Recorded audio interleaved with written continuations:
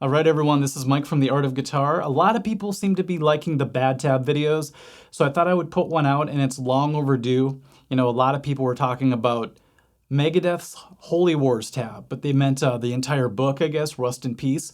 But today I'm going to be focusing on Holy Wars because it's one of my favorite songs. It's one of the main songs of the album. So when I first thought about doing this video, it's really funny because I ordered the book because I had lost my original copy of it. But the book that I got in the mail not too long ago, I opened it up, and the first 2 pages of the song were missing. And it didn't look like anybody tore out the pages, it just was manufactured that way. So I thought, okay, this is perfect, this is meant to be. So I tossed that book. Luckily I found my old book. It has some markings in it that you're gonna see, but I relived all the mistakes that I learned years and years ago. You know, ever since then I learned things more of the correct way, closer at least. And so it's kind of fun to look back at the old book and see how I originally learned it and why it screwed me up so bad. All right, so right off the bat, we have a pretty forgivable mistake. Some of these are unforgivable, we'll get to those as well, but they just have the very first riff incorrect. They say to go like this.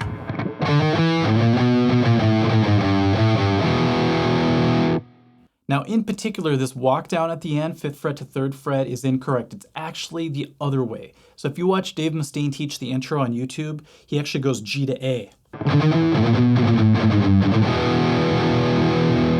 But you see why it's forgivable? Because if you play it fast enough, it can sound just fine. Another thing that's a little off in the beginning here is when they go up to the higher part, they say to go way up here,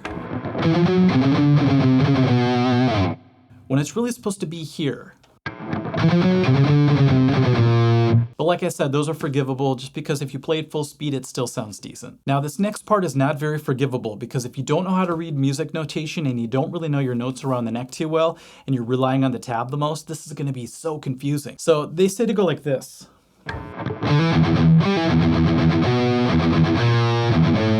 Isn't that weird? So they have us jumping from the 7th fret to the 1st fret back to the 5th fret. When if you think of the notes that you're playing, you could have easily just gone straight down chromatically from the 7th fret. So you could have just went. So I picture myself when I was younger going like this. Just way too much work than it had to be. Oh, by the way, a lot of people made comments about me using my Boss Heavy Metal pedal as a page holder. Today I just decided to go with the Game Boy just because it's less controversial. All right, the next part I love. It's where Dave plays that little lead part over that riff. It's supposed to be this.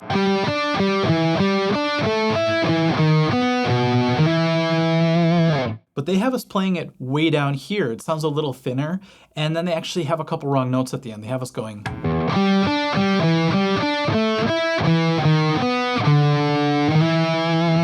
Isn't that weird to hit that D note right there? It just sounds wrong. And the next part as well, it's supposed to be.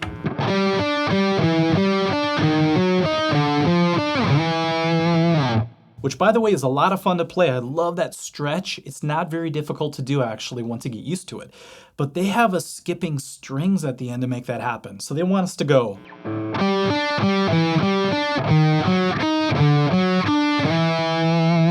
All right, you guys are gonna love this. This is one of those misprints that just seem to make it past the quality control department, if they had one. Anyway, out of nowhere, they just throw in these 4th frets on the D string during this riff right here. They have us going. Okay, that riff. Out of nowhere, they just put these 4s in there, these F sharps. It's very bizarre. It's like, okay, that's nowhere to be found in Holy Wars, but on its own, it's kind of a cool riff. So if you want to use that riff in one of your songs, go for it, I guess. Now, the part that gave me the most trouble was trying to play the verse riff. Now, first of all, it's a very complex riff. The fact that Dave can play it and sing it is amazing, but the book makes it 10 times harder than it has to be. So I'll slow it down. I'll play the way Dave plays it now. The way he taught it on YouTube, actually. And then I'll try to play what the book says to do. You're gonna see a big difference. So here's the right way. Now the book says to do something like this. They want us to play it up here at first. Isn't that bizarre? It's another one of those strange, okay, now I have to jump 8 frets just to hit one note. So they want us to go from the 5th fret to the 6th fret to the 12th fret. And I know that's a misprint, but still, when you're young and you're learning from a tab book, this could really affect you. You might think, oh my God, Dave Mustaine must have an insane reach. Like, who's gonna do that? Let's go to the clean part. With the nylon string, this should be interesting. Sorry, I need the chimes to put me in the mood. Okay, so right off the bat, they have us going like this, which you could tell sounds wrong, right? Because it's supposed to be, that sound, but they have us going. So right off the bat, we're behind the 8-ball. Now I'm gonna try to play what they say to do, but so much of it is very unplayable that it's ridiculous. So now they want us to climb up like this. Watch this.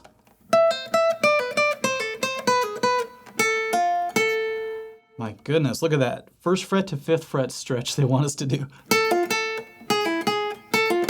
You want a tricky exercise? Try to do what I just did. 5th fret to 1st fret, 4th fret to open, back to 5th fret to 1st fret. They think we're Al Di Meola or something. Yikes. And then I'll slowly play the rest of it, okay? That part's right, but then watch this. Look at that chromatic climb down. It's insane.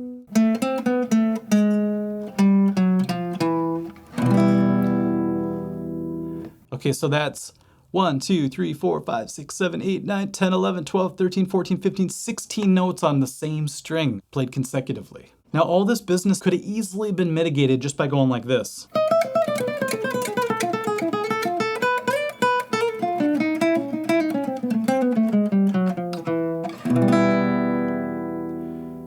Doesn't that seem a lot easier just to go like this?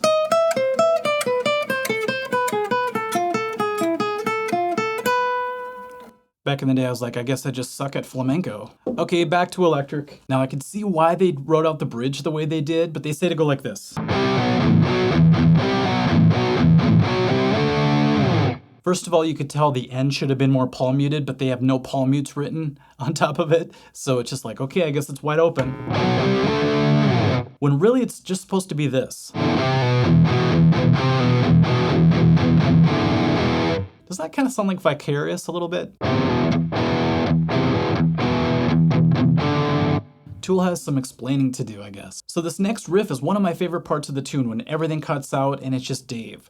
But I don't know why they say that there's an overdubbed guitar. So they want you to go. And I listened to the song at a very slow speed. I still couldn't hear that overdubbed guitar part. They say to play it at the 7th position, and it's not right. This is somewhat forgivable because it still sounds good, but actually it's supposed to be played here. There's some kind of like undertone that happens when you do it the correct way, versus going. It just sounds too clean and too cut and dry. So once again, that's pretty forgivable. It still sounds pretty close, but the next part I would say is pretty unforgivable. They say to go. And the reason why I'm so hard on that part is because if you're missing the other note on the descending part, it doesn't sound nearly as evil. So it should sound like this. I mean, that's practically the entire sound of this album, and now it's gone. If you do it with single notes, it's just really weak. Versus way more badass. Here's another misprint that they did for the tab. So they say to build up on one chord, but they give you the wrong chord in the tab. In the notation, it's correct, but they say to go like this.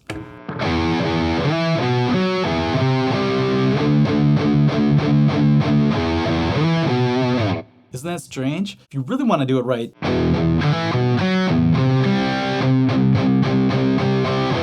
now I'd probably be here all night if I tried to go through every note of the solos that they tried to transcribe that were wrong. So there are a lot of mistakes. Maybe I'll cover that in a different video.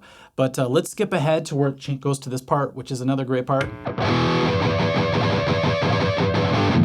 So intense. The first time I heard that, I got chills.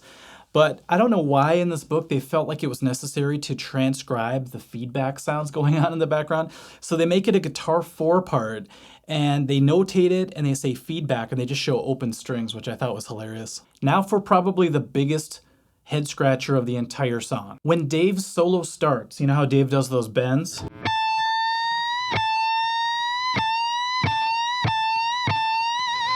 Well, they don't say to do that. which is funny because the very next part starts on the fret I was just on, so it makes complete sense.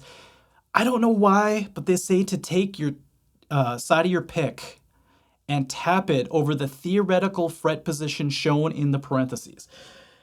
Okay, so they showed 26, so you'd have to go 22, 23, 24, 25, 26. For me, it'd be right in the middle of this humbucker. Okay, I'm supposed to tap the side of my pick on the third string and do what? Like slide maybe? I don't know. Then you're supposed to like pull off to the 14th fret. Let's see what happens, ready? Maybe it'll work. Not hearing anything. So back in the day, I thought Dave Mustaine had like a metal pick or something that acted like a slide. I had no idea. The next part, I don't blame them for flubbing a lot of Mustaine's solo parts. If I had to transcribe Dave Mustaine, I'd probably retire and jump off a bridge or something. But they do a pretty good job getting most of it right, but that pick tap thing is just ridiculous. All right, let's talk about this climb at the end of Dave's solo. They transcribe it as this. I can only do it slow.